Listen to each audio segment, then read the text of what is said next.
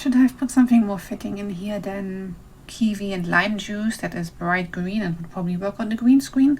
Maybe, but the fruit juice was open and it seemed like a waste. So let's talk about a cozy mystery at the beach.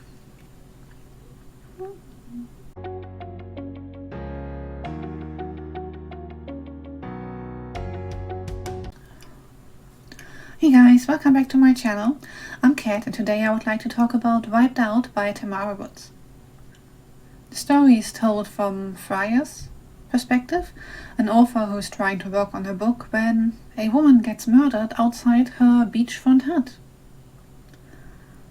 Unable to let go of this traumatic experience, she decides to investigate herself after the investigating officer, the brother of her best friend, who's supposedly interested in her as well, turns her down when she offers help or asks for leads.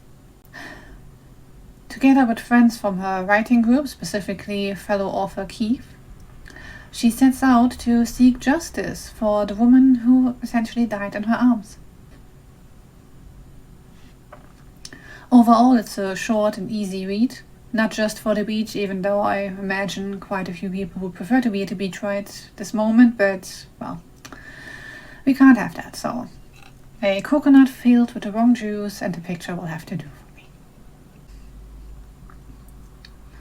The characters in general are quite likable and distinguishable, maybe with the exception of Aiden, the investigating officer and the potential love interest, but he's not designed to be likable in this first book, I think.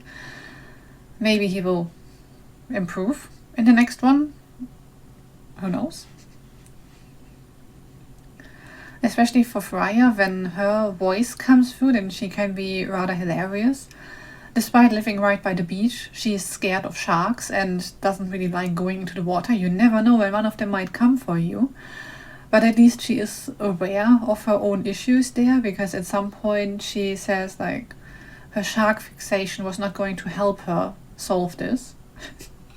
Yeah, true, it wouldn't. If you want to investigate the surfer scene in Hawaii, then you probably shouldn't be scared of the water. But she has other instances as well, when Keith and her are at a mansion for a party of some rich douche. Frankly, he has a maze in the backyard, and when they walk through, her comment is like, the hedges made me feel short AF. Yeah, okay. It's quite cute. The other potential love interest, as far as I can tell, even though Freya is divorced and not quite sure she's ready for any of that yet, seems to be Keith, who is almost a bit too perfect, like good looking. Apparently he has money even though he doesn't have to work in his own bar. Except for the one part where he actually beats up a guest of his own bar because the drunk dude came onto Freya and just wouldn't take no for an answer. I'm not sure you really need to beat up the guy yourself. I mean, if you own the bar, you throw him out. You don't assault your guests yourself, maybe, but you know, those two things aside, he's sympathetic as well and always helpful. Yeah, in regards to the possible romantic love interest, I don't see why she would consider Aiden, even though her best friend tells her, hey, my brother's interested in you.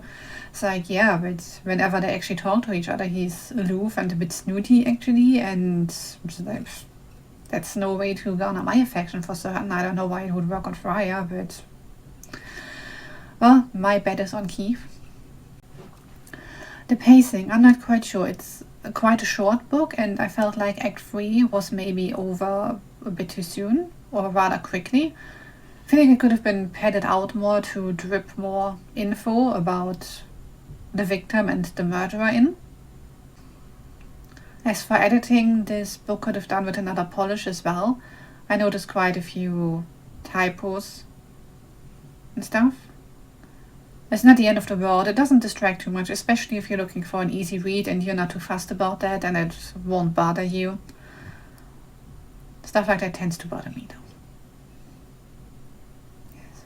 Tied to the pacing is probably the feeling that I got that we didn't go deep enough into the surface scene. Like, I didn't learn anything about said scene, I don't think. that I didn't know already, and I know next to nothing. So I feel like more could have been done with this particular backdrop and the circles this happens in. Because of the pacing and the editing, I think overall it deserves this cat. But I think I will pick up the next one in the series to see how Freya is doing. There's a bit at the end that I'm not quite certain about. Like, she's on the phone to a cousin and they just have innate chit chat that doesn't add anything to the story, and it doesn't tell you, or didn't tell me anything really. And then the cliffhanger essentially for the next book in the series is that Freya's ex-husband has appeared on the island and has apparently been in an accident. So I'll have to pick up book 2 to see what happened there. Well, my coconut is empty, which means I am done with this review. Thank you guys for watching. I'll be back next week with another video. Bye guys! I can make weird noises with my straw for the rest of this. What a noise. My coconut is empty. Never mind me typing.